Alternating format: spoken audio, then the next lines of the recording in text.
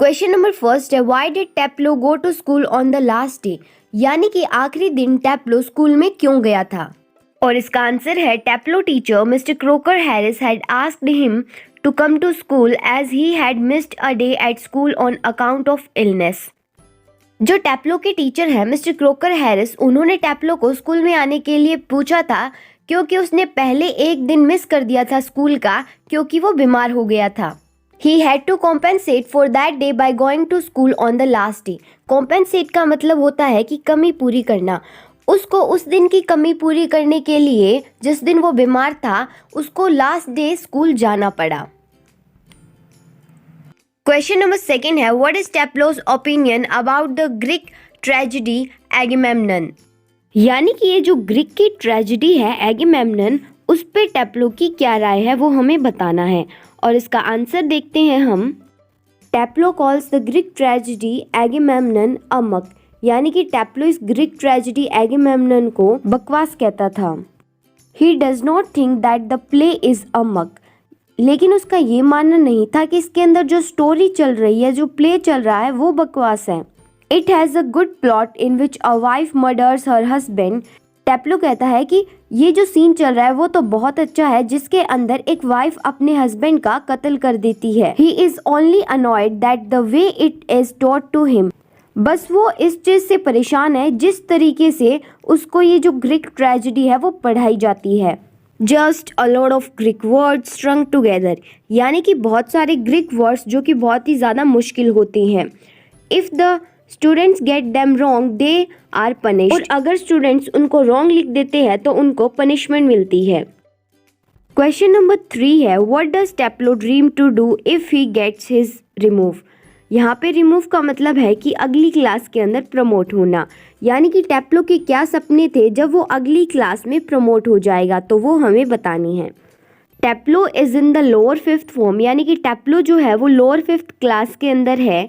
He wants to shift to science stream after he gets his remove, that is result, यानी कि वो चाहता है कि साइंस स्ट्रीम को चुनना जब उसका क्या है रिमूव हो जाएगा, वो प्रमोट हो जाएगा अगली क्लास के अंदर, और वो कब होगा जब उसका रिजल्ट आएगा। Taplow is extremely interested in the science and find it more exciting than studying Agamemnon a Greek tragedy, यानी कि टेप्लो को साइंस में बहुत ही ज़्यादा इंटरेस्ट है और उसको जो ग्रीक ट्रेजेडी है एगेमेम्नन, उससे साइंस पढ़ना बहुत ही ज़्यादा आसान लगता है और एक्साइटिंग लगता है। क्वेश्चन नंबर 4 है, which situation of Taplow does the science teacher call bad luck, यानी कि कौन से सिचुएशन को टेप्लो की साइंस टीचर बैड लक बोलती थी। और इसका आंसर देखते हैं हम। टेप्लो had to stay back in the school to do extra work as instructed by the Latin teacher Mr. Croker Harris, यानी कि टेप्लो को स्कूल के अंदर रुकना पड़ा एक्स्ट्रा वर्क करने के लिए, जैसा कि Latin teacher mister Crocker Harris ने उसको इंस्ट्रक्ट किया था। Since the weather was fine, जबकि जो मौसम था वो ठीक ठाक था, टेप्लो wanted to go and play golf but he dared not to defy his teacher's order, यानी कि टेप्लो जाना चाहता था और गोल्फ खेलना चाहता था, लेकिन उसकी हिम्मत नहीं हुई कि वो अपने टीचर का कहना ना माने। So according to Frank, Taplow situation was bad luck for him. तो जो फ्रैंक के अकॉर्डिंग क्या है, जो टेप्लो की ये सिचुएशन थी वो उसका बैड लक थी। अब यहाँ पे जानने वाली बात ये है कि जो फ्रैंक है वो क्या है, साइंस टीचर है, और जो क्रोकर हैरिस है वो लैटिन टीचर है, तो ये बात कभी भूलना मत। क्वेश्चन नंबर 5 है, still there one comfort says Frank, what does he mean, यानी कि अभी भी कुछ कंफर्ट बचा है, फ्रैंक ने कहा, तो इसका क्या मतलब है। तो इसका मतलब हम जानेंगे इसके आंसर में। Taplow had to stay back to do extra work on the last day of school, यानी कि स्कूल के लास्ट दिन टेप्लो को स्कूल में ही रुकना पड़ा एक्स्ट्रा वर्क करने के लिए। Frank, a science teacher, consider it to be a Taplow's bad luck because otherwise Taplow would have gone and played golf in such a fine weather. Frank जो science teacher है उन्होंने टेप्लो का ये bad luck माना, क्योंकि अभी तक टेप्लो है वो जा चुका होता और इस अच्छे मौसम में क्या है गोल्फ भी खेल चुका होता। फ्रैंक कमेंट्स रेदर सरकास्टिकली, यानी कि जो फ्रैंक है वो टेप्लो के ऊपर सरकास्टिकली कमेंट करता है। सरकास्टिकली का मतलब होता है जो एक पर्सन बोलना चाहता है वो उसके बिल्कुल अपोजिट होता है। मान लो किसी के कपड़े बहुत ही ज़्यादा गंदे हैं और कोई उस कपड़ों को बोलता है कि वाह तुम्हारे कपड़े कितने सुंदर लग रहे हैं। अब तुम्हें भी पता है कि कपड़े गंदे हैं और उसे भी पता है कि कपड़े गंदे हैं, लेकिन वो टोंट मारने के लिए या तुम्हें चिढ़ाने के लिए बोल रहा है कि तुम्हारे कपड़े कितने सुंदर हैं, तो उसे हम क्या सरकास्टिक बोलेंगे।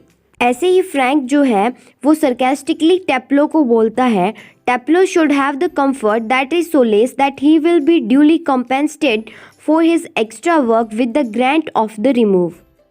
यानी कि जो फ्रैंक है वो टेप्लो से कहता है कि जो टेप्लो है उसके पास एक कंफर्ट होना चाहिए जो कि धीरज है, और टेप्लो को एक्स्ट्रा मार्क्स मिलने चाहिए उसके ग्रांट रिमूव के दिन उसके एक्स्ट्रा वर्क के लिए।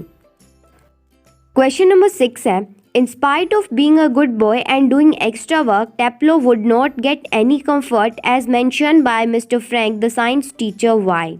यानी कि एक अच्छा लड़का और एक्स्ट्रा वर्क करने के बावजूद भी टेप्लो को कोई कंफर्ट नहीं मिला, जैसा कि साइंस टीचर फ्रैंक ने मेंशन किया है, बोला है, तो ऐसा क्यों है वो हमें बताना है।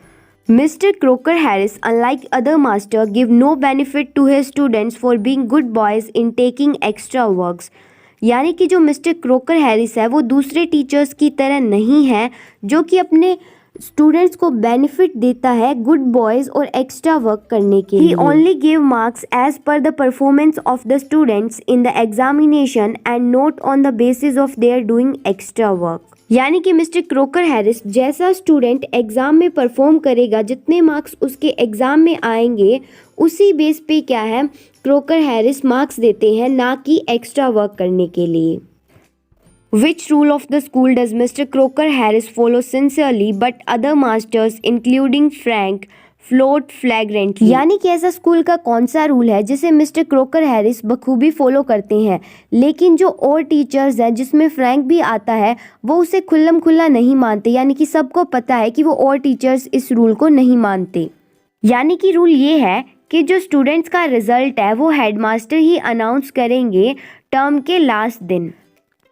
Accept mister Crocker Harris no other master pays attention to this rule.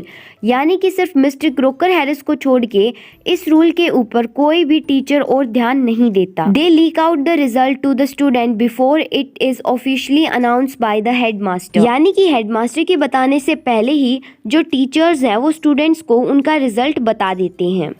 Question number 8 है, how does Taplow get carried away, how does he feel about it?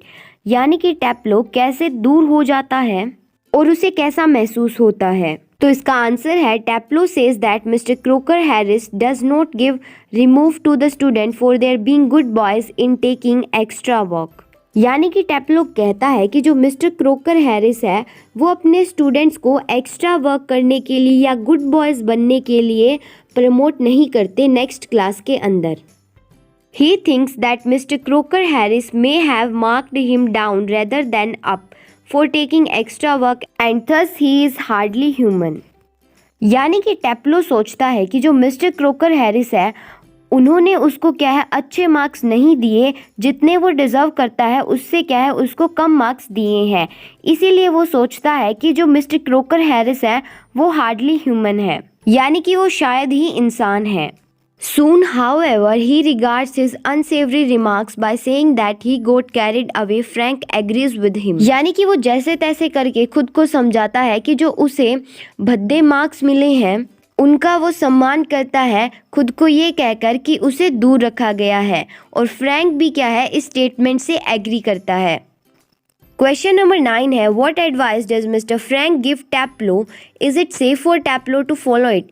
यानी कि जो क्या एडवाइस है जो मिस्टर फ्रैंक टेप्लो को देते हैं और क्या ये टेप्लो के लिए सेफ है उस एडवाइस को फॉलो करना? और इसका आंसर है, Frank suggest to Taplow to leave and not to wait for mister Crocker Harris because he is 10 minutes late.